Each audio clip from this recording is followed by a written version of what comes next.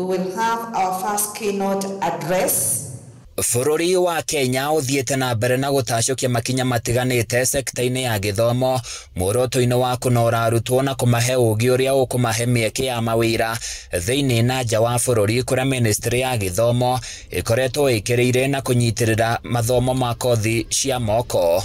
Makiaria hindi ya kigomano kia uthunduri na uthuthuria thukuru-ini wa University wa Laikipia, athomi na athunduri maugite he bata thukuru cia mathomo ma iguru hamwe na thirikari ciekirire githomo kia uthunduri wa maundu matiganite muoroto-ini wa gutura mieke mingi ya mawira kuri arutwo hindi iria marikia thukuru.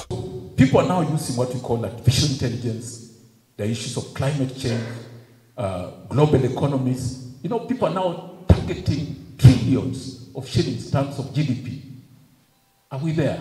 If you look at the Chinese economy, it is booming. You go there, everywhere is construction. They are coming up with things that are impossible, which I'll be mentioning as we go on. You know, there are countries which are now planning to have people stay in the moon. So the consequences for universities that fail into coming up with relevant courses, relevant programs, going into research and innovation are serious. In countries which are visited, in Germany, for example, they always give universities targets.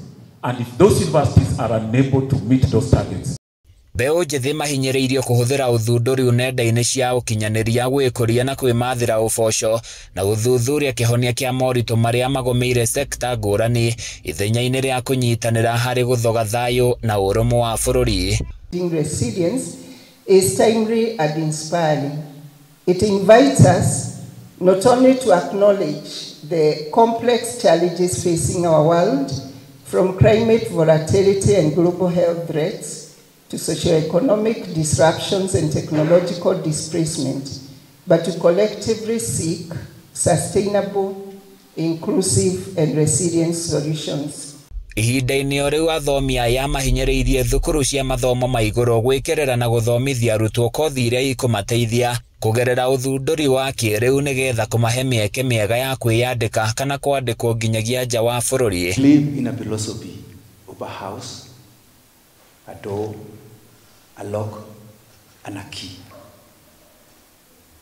The house is big enough. The door is next to the house. The lock, but the smallest thing there is the key. But it opens this house, and you go inside. What I'm trying to say is this: don't underrate any small idea. Handu-ini ya Kameme TV kuma thukuru-ini wa Laikipia University County-ini ya Laikipia, ni njitagwo Francis Mwangi wa Wawira.